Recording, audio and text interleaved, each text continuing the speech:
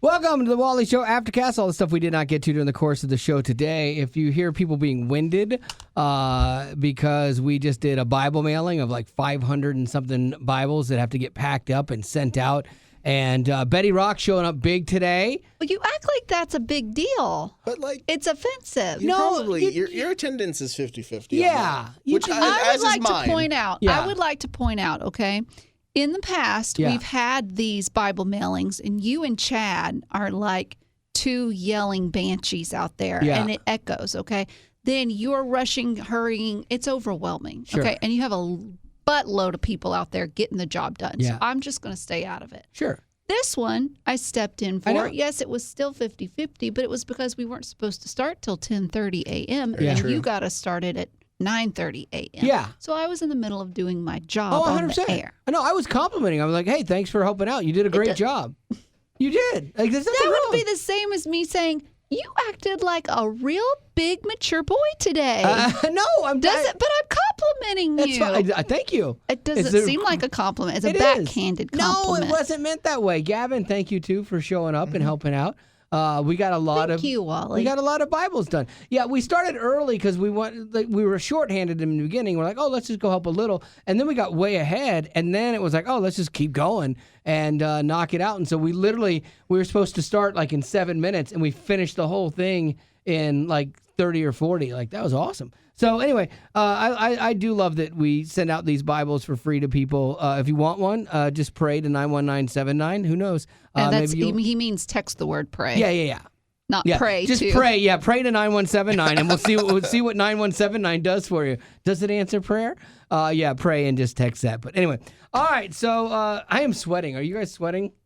Yeah. Betty was giving me a hard time because she's like, we're running out of Bibles because I had to unload all the Bibles and stuff. And it was like 6 people packing and me unloading. And I'm going as fast as I can, 2 bum shoulders, and trying to keep up. So I am actually sweating right now. Yeah. But, and let me specify that it doesn't have to be a race. Yeah. Somehow it turns into a race. Well, when you're like, we're running out of Bibles here, because you were did so that. fast. Because you were going... You did that. You made me. No, you made me do that. All right, so here's some of the stuff we didn't get in today. Like the Bachelor alum, Sean Lowe. A lot of people liked him during his season. He actually... Is he the Christian guy? Yes. Yes. I wanted to say Mormon for a hot second, but no, I think he was a Christian. So he has the headline that stopped me was Bachelor alum Sean Lowe opening up about incident with his rescue dog that left him injured. So apparently he's married to Catherine. She was on The Bachelor. She's in that franchise as well. But he said he was fighting for his life after his dog Moose, a boxer, attacked him last week. Yeah. He said it's so bizarre, like, why is my dog, who loves me, aggressively attacking me? Apparently, they had been cooking out or doing something, and all the fire alarms were going off, and so he went in and was trying to wave at those, and the dog kind of nipped at him a little bit and then just went on full on his arm and stuff and was biting him and bit his leg. Maybe he was overwhelmed. That's what I was wondering. Like, the dog might have been freaked out. I know Hank tried to jump out of a 3rd-story window when my fire alarms went off, and thank goodness the screen held. But they just lose their minds, and so maybe that was it. Maybe he was trying to get him to safety, you know? He was like I'm going to bite your arm and take you to safety. You know? And maybe it was just too much for him. I can get that. There's a lot of shouting and yelling and alarms going on. I do love the headline. It wasn't Sean Lowe was attacked by his dog. That's the headline. It was attacked by his rescue dog. That shows bias. That shows bias in the media saying, okay, rescue dogs are dangerous, you know, kind of thing. I have two. Like, why do we have to mention that it was a rescue dog? Why do we have to mention every time there's a problem on a plane that it's a Boeing? We don't have to do that. It's funny. It's not just a rescue dog. Funny. It's a dog. It's not just a Boeing. It's just like, a plane. It's like ha-ha funny. Yeah. Like it's like, oh, it's a plane. We are talking about but dogs. Boeing. Ha! Intentionally throwing shade is what that is. But this is the sad part of it. He killed the dog. What the? He did not. He did. He strangled it with his big giant hand. No, he did not. I'm feeling like You're he full just of it. took him to a vet. No, he did not. No. Had him put down. No, he did not have him put down. But they're rehoming him. Yeah, that's a healthy thing to do. Because he's got little kids, and he's like, I can't risk this happening again. Yeah. Not every dog is meant to be around kids. Yeah. We're still out on that with both of ours when it comes to how whenever Bennett starts doing both of too ours. much. One of ours. It's a little late. No, dude, Ellie is way worse with kids. Is she? That's not good. Way more. Bennett kind of starts coming at her. She's like, whoa, bro. Really? Does she growl? Jay will move. He'll leave, which is like mature of him. Yeah. Which is great. But yeah, Ellie will. Mature. She'll growl a little bit. She snipped. The reason we have her is because she snipped at our in-laws when he was young. So we'll see. Well, that's a pattern. Yeah. Good news is she's pretty old right now and has a pretty big disease that, Gee. we'll see. That's great. We'll see. Wait, what was that? I get that, like, because we had a cat that, like, I was afraid was going to scratch Haley, and like she was kind of aggressive or bite her. And so when Haley was really little, we had my in-laws take the cat, and they kind of kept her at their house for a couple years until Haley got older. Yeah, and then it was fine. But I think it was the right decision early on. Yeah, you have to protect. You love your animals, but you got to protect your kids. Yeah, it's no that brainer. comes first. Some people though, they don't live like that, man. Their dogs or their animals are more important to them than people. Gavin, did you see this story of Tracy Morgan at Madison Square Garden? Did you see this? No. He's sitting courtside, comedian Tracy Morgan. It's the New York Knicks versus the Miami Heat, and he is sitting there, and there's a guy across the thing videotaping him. It's like, oh, it's Tracy Morgan. He starts throwing up all over the court. What? Just blah, he's heaving, blowing chunks. Ugh. And so you're like, this up. was he drinking? Like, oh, man, that's unfortunate. That's going to follow. That's an assumption. Of course it is, and it was the assumption I made. Turns out I was right, and no, I was not. I was wrong, actually. Oh, what was it? They took him to the hospital after the thing, and he somehow got the doctors to agree that it was food poisoning. You don't think it was? No, I think it was. It probably was. Maybe. Who knows? I'm very judgmental so today. Lost right now. So he's 56 years old. He's the same age as you. Is he really? Mm-hmm. Yeah. The video's like rough. So they said it was food poisoning, and he did a post. He said, "Appreciate my MSG family." Oh my god, that's tough because he didn't even try and there's nowhere to go. No, there's nowhere to go. Yeah, but you could have gotten up or something. Well, I think I would have tried to throw up in my jacket. Honestly, I think I would have taken my jacket off and tried to throw up in it. Did they have to close down like a pool? Yeah, Did they have to close down everything and? No, they did say, thank you to my MSG family for taking such good care of me. Shout out to the crew that had to clean that up. I appreciate you. Disgusting. More importantly, the Knicks are now 1-0 when I throw up on the court, so maybe I'll have to break it out again for the playoffs. That's actually funny. I will say it. Yeah, never mind. It'll be. I could see this being one of those things that it becomes funny and T-shirts will be made, and especially if they get to the playoffs. Yeah, New York fans are pretty funny. Superstitious. They're superstitious. They're the ones that for whatever reason there was some game 2 or 3 years ago in the playoffs where after the game they won, and there was a fan outside of the stadium who was like, "Oh, we won! Woohoo! Bing bong!" And they just said bing bong for like 2 years. Oh, for real? So I could see them taking this and running with it. Why did he say bing bong to begin with? No idea. Just a phrase, but bing bong from Inside Out. Like bing bong. I don't know. Well, Lady Rock, what do you got? I've got a list of things that slowly disappeared. Yay. So they just gradually disappeared. And if you think about it, you're like, oh, my man card. That's funny. And so let me see what you think about these. Okay. The good old 800 beater car that would actually run and drive. The 800 beater car? I don't know. Yeah. So like you could get a used car. Oh, like $800. Oh. Yeah, $800. Oh, sorry. Yeah, $800 used car. Yeah. And it actually worked. No way. You just can't find that. You could anywhere. work on it. Like if something went wrong, it was one of 3 things usually, and you could go to the auto parts store and fix it, but that's not the case now. Yeah. A real live person answering a business telephone. Oh my gosh, yes. It's all computer generated. When my bags were lost, I spent 2.5 hours on the phone with people, but it took me an hour to find phone numbers for them. They bury it and they hide it so that you won't call them. Probably. If you had to choose between waiting on the phone for the baggage claim people or waiting in line at Panda Express in the drive-thru, which you claim, well, every time you tell the story, 47 minutes. There's an hour that's added. in the Panda drive-thru. He got up to 3 hours at one point when he was telling this half story. my life in the Panda drive-thru. When I went to Panda the other day, and so as I pulled in, there were 4 cars in the drive-thru, and I did not go to the drive-thru. And I literally, in my car to myself, said, "You poor people, you poor people." I started to go, "Don't, get out now. Last car, you can go." And so I went in, and they served some people in front of me super slowly. And then they finally got to me. It felt like it took forever, and they had only moved 1 car through the drive-thru in that amount of time. And I'm like, oh man. So yeah, I would pick the Panda because it's supposed to be fast. The baggage things, there's so many things working. They've got to talk to other airlines, and they got to find it and track it. There's computers. This is a dude at a walk. That like.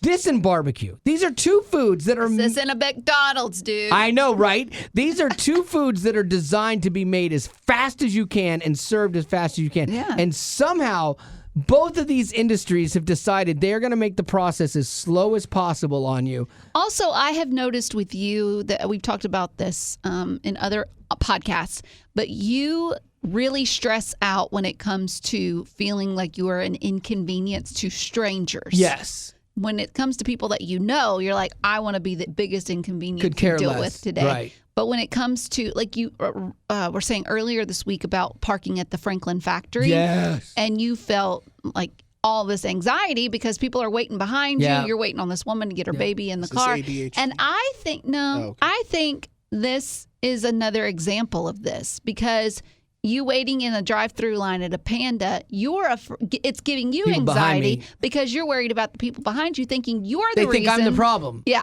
They think I ordered 75 orange chicken bowls. But you'll never see these people again. I know, but they'll think of me. Kind of like I think of the Blue Ridge barbecue guy and the lipstick lady. Like they have that of me, and I was innocent. I did nothing. Well, I don't know. The That's Blue still Ridge iffy. barbecue guy. He was just telling you the truth. No, he was a horrible person.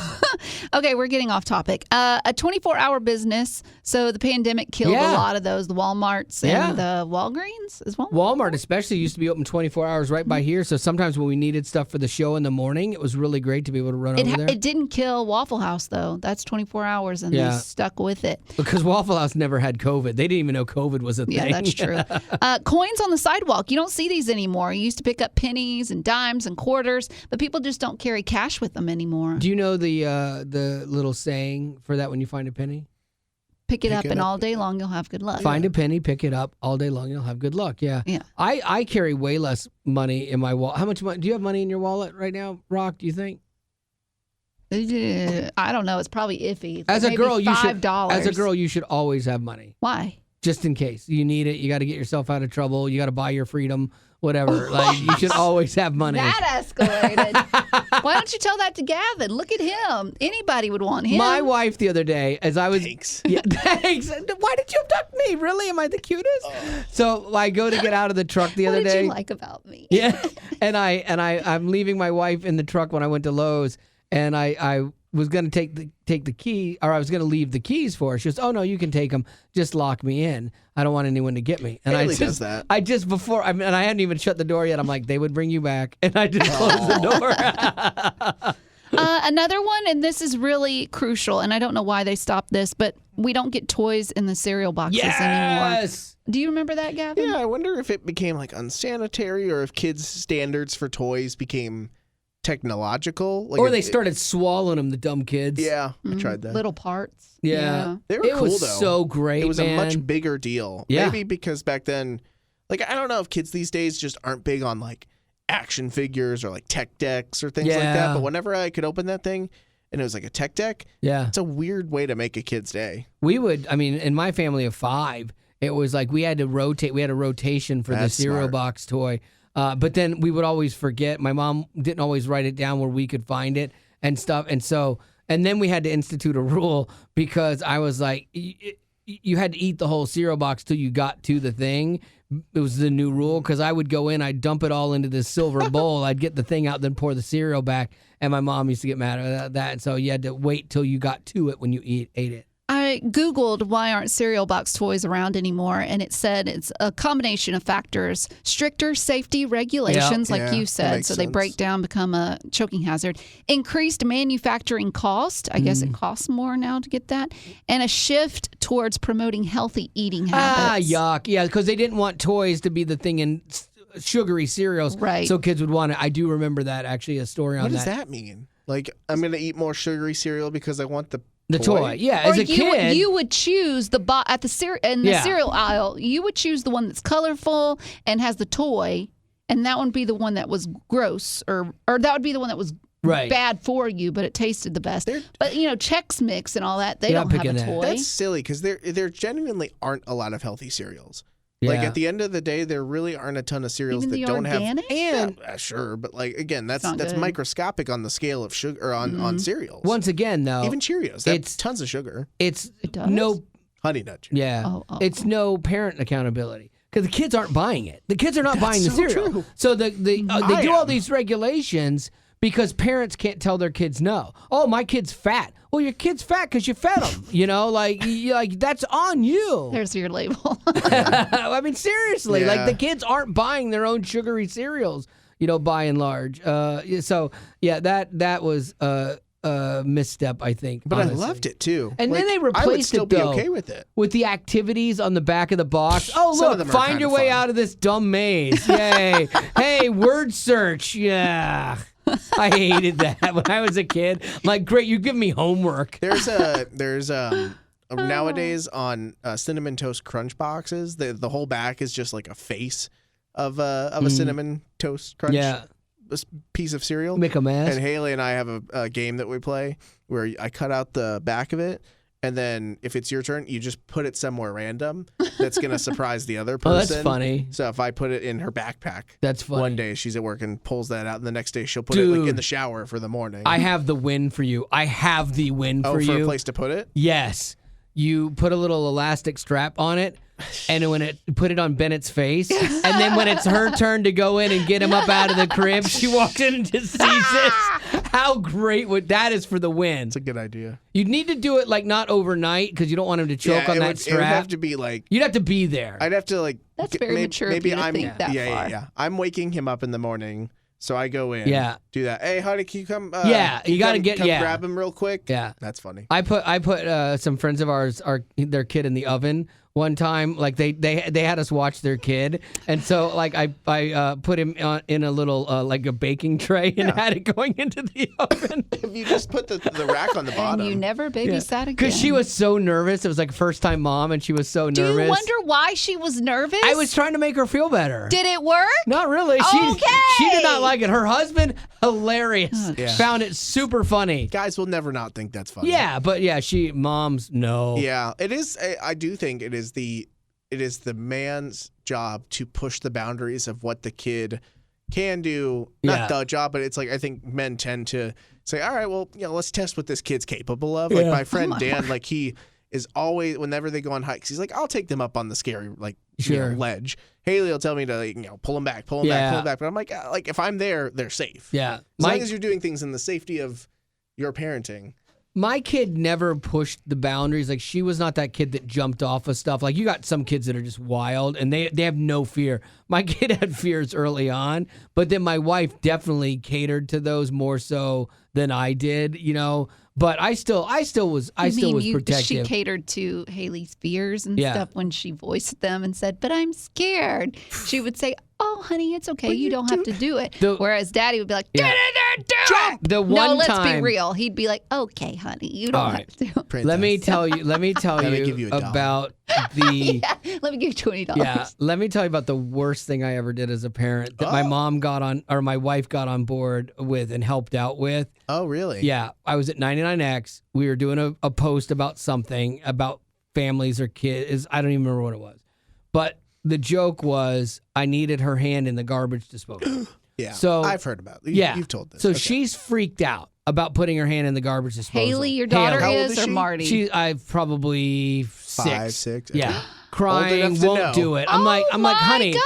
I'm like, look, honey, Daddy needs this for work. Wow. I know. See, there's where his preferences lie. I know. And that's what she will tell her therapist. Yeah. My daddy made me put my hand in a garbage disposal for his work. Risky. Now, I wasn't stupid. I took her out to the thing. I turned it off at the breaker. I showed her that it was off. It's unplugged. There's no way this could have even remotely hurt her. But she was crying and I'm like, baby, just trust me. Daddy would never hurt you. Daddy would never put you in a place where you could be hurt. I just need this for a picture. For literally like 5 seconds, that's all I need. And my wife was fighting me at first. And then finally, I don't even know to this day what got her on board. Maybe to stop Haley crying or something. I don't know. She was like, honey, your dad's not going to hurt you. It's fine. Just do it. And she's like, and she finally did it. But my wife. She carried that trauma with her and still does. She probably did. She also has 2 lies and a truth when she played that at school about being chased in the house by a knife-wielding maniac. That's the kind of stuff that gets called in. Yeah. You did that here, too. I did? You threw a knife in. Yeah, you were standing in the kitchen and you threw a butcher knife. That giant we had the big knife. blue knife. Yeah, That's right. and then you chased me around here with it.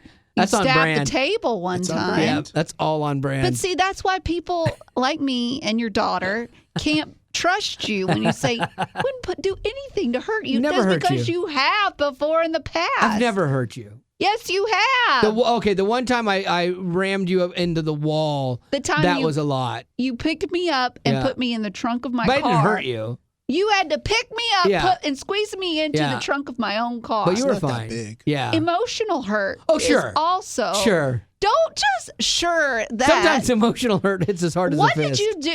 What did you do with that photo of her with her hand in the garbage disposal? I don't even remember. It's funny. It was something we used for work. I don't even remember. Yeah. Would you do it again? I'd like to say no.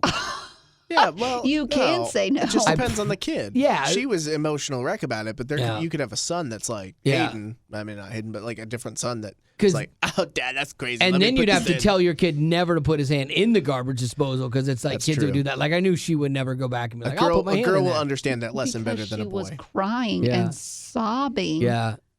That's what kids go to therapy for. I would love to if they ever offered therapy. Like, you know how they have a police interrogation room with the mirror and the cops stand behind it and watch? I would love if they had that in therapy and you could, as a parent, sit there and listen to your kids talk about you. It's like a button that is like a baloney button that's like, they're lying. No, I did not do that. I know. No, I would like to know. Concept. Like, because there's like being a parent is not perfect. Like you're never going to get it right. And there are things, I know that was probably on the fence, but like. Probably on the fence. I would tell you that there was the fence, then you tore it down with a bulldozer and used your daughter's hand. Yeah. It was probably on the electric fence. Okay. There are things that she told me later in life as an adult that it hurt my heart that she felt when she was little that I had no idea. You know, like things going on at school and she felt lonely and sad and like her email used to be Happy Haley, you know, and so she masked a lot of what she was feeling and that broke my heart. I was like, oh my gosh, I would have loved to have known. Did she say that she had told you and you were like, 1 more hour, I got to do some work? Yeah, Hold on. no. Fortunately, there wasn't that. Because like sometimes I can remember being a kid and you don't necessarily want to or think to talk to your parents about things that could be solved. Like I think kids can be really big at procrastinating, like, again, not mental health, but like procrastinating things that can make their lives better because they don't know how to ask for help. Sure. And I never wanted to share stuff in my life with my parents. I was like, I'll deal with it. I've always been super independent, but I'm also kind of closed off in that way too. Like I wouldn't. That's why I wouldn't go to therapy. You know, I'm not going to tell people my stuff. I'm just going to deal with it. You know, badly. I'm always mentally Took thinking. the words I'm like, right out of my mouth. I always think like, or at least hope. I'm like, hopefully this works itself out before it becomes a bigger issue. Yeah, that's generally like the fault that I find when it comes to like the stuff I need to or could talk to someone about. Now, Haley has never told me that there was anything that I did that like wrecked her or like really hurt her feelings and stuff like from the past. There were moments where when she was growing up and we talked about that, she's like, yeah, that thing you said really hurt me. And I've said things that to her, like, man, you leveled me with that, you know? And so we kind of have a really good relationship. We kind of deal with that stuff in the moment. And so I'm really glad that the stuff she was sharing wasn't like, yeah, this was like daddy trauma, you know? But if you needed another photo of her hand in a garbage disposal as of right now, put her head in there. And I'd be like, this is what paid for your college. You stick that hand in there so fast. Oh, what are we on? Oh, we're on yours, Rock. We just got sidetracked there for a little bit with my bad parenting. Okay. Let's go to birthdays. Oh, yay. All right, Claire is celebrating a birthday today. It's her 21st birthday, and she's a pastry chef in training. Nice. That's I would really love cool. to do that. I wonder what her favorite thing is to chef. To pastry? To pastry. Like, I don't think I would want to be a chef, like making lobster thermidor or something like that. But a pastry chef, that would be great because that's all the sweets. What? Saucier? A saucier. Isn't that the sauce guy? Is that the sauce person? Yeah, it's the name of the person that's in charge of That's a sauce. great name. Sommelier is That's the wine. wine. I couldn't remember if it was because we talked about sauces the other Saucier. I day. think you said saucier the other day. I know, but I thought it was wrong. I could be totally. I've watched The Bear. I feel felt like I know you what could I'm be talking about. Wrong? A Are It you sauce- happens. saying that you use Saucy. words and you don't really know what they mean? saucier, saucy. No, that's a saucier. A saucer. Most commonly refers to this a popular food truck. Person Oh no, who is in charge I don't of know. sauce at a restaurant. What's a bougie name for a person that makes sauces? Sauciers. Oh, okay. Well, there you go. A sauce chef. Get it right. That's every what I once in wanna a while. Yeah. I'm making sauce. Sauce. Oh, yeah. Are you doing that this weekend? Yeah, that's Friday. I'm making hot honey ranch and Cane's copycat. I make Minios. We should go to Minios this week. Oh, let's go Because there I've right only now. been eating like one meal a day. When my wife is gone, Psychopath. I am so productive. I don't watch hardly any TV. I work until I go to bed. Well, not all work, but like things I want to work on. Mm-hmm. And like I had my fry at yesterday, so I went and got Five Guys fries. So that was my lunch. And then I don't remember what I didn't. You have said breakfast. you didn't eat anything after that. No, so I had that. I didn't have any dinner. I had a couple handfuls of cashews. And I felt, but this is the worst part. This is where I go, okay, it's really messed up. Because I felt like I didn't really feel like I was hungry, like I needed to eat. And then I felt guilty for even eating the fries. I'm like, ooh, that's an issue. You got to not do that. Wow. Yeah. So that one I was like, yeah. Because I'm like trying to lose weight real quick. I'm trying to get these last 3 pounds off. I know, I'm sorry. I wish I could like plan your diet, Yeah. which is more like what a wife could do. But Yeah. like, Thank you, honey. I think that I would love to do it, but you're also picky Yeah. and determined. So Then I got lazy. Like I understand Betty though too. Like when you're cooking for yourself, there was a time where I'm like, oh, I think I have frozen hamburgers. I'll go fire up the grill. I'll make a hamburger, make some rice, and then by that time I thought, and it was getting later, and I'm like, that seems like more work than having a couple handfuls of cashews. That's what I'm going for. Wow. I haven't gone like that, but I would say like I'll maybe make some ramen noodles or something. Yeah. It's just like I don't want to do anything crazy. I Pop some 100%. popcorn. Yeah, I 100% get that. Like I was like, that's why I mean for me, like her leaving has been great this week. Like I think I'm gonna get it back under control. Like Oh my God. I know she's been undoing me because I think she's trying to look better by making me fatter. I think that's her Wow. plan. Well, and Minios would work in your favor because you could eat it and then expel it in Yes. 20 minutes. Minios is something else. It works right through you. We were talking about that because of their sauce. They do the chipotle.